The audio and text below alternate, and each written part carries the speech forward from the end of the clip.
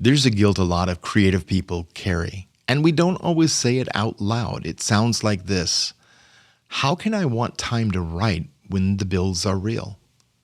How can I want time to film when the house needs work? How can I want space for my dream when life is already asking for so much? And before long, the dream starts to feel selfish. Not because it is, but because it belongs to you. And when you've spent years being responsible, being useful, and being the one who shows up, making sure that everyone else gets what they need, it can feel almost wrong to say, I need a place for this too.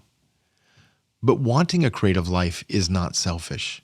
Wanting room to become who you are is not selfish. Wanting to make something that matters to you, it's not selfish. And that doesn't mean that everyone else stops mattering.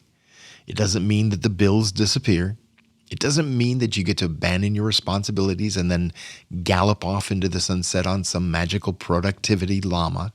Tempting, but no. It means that you stop treating your creative life like it only deserves whatever's left after everything else has been taken care of. Because if something inside you keeps reaching toward the work, if something in you aches every time that it gets pushed aside, if some part of you still knows that this matters, then maybe this is not self-indulgence. Maybe this is self-care. Maybe this is part of what keeps you whole. Creative erosion loves to twist responsibility into selfishness. It loves to whisper, good people don't need anything for themselves.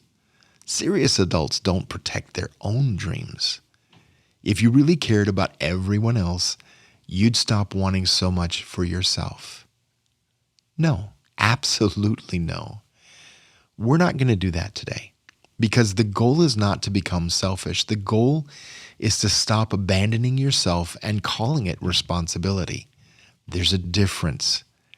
Maybe when you were 5, a cardboard box, some scissors, and a little paint were enough to help you reach the stars. And no, life is not that simple anymore. The bills are real. The responsibilities are real. The people who need you are real. But the part that you still dream is real too. So here's the question.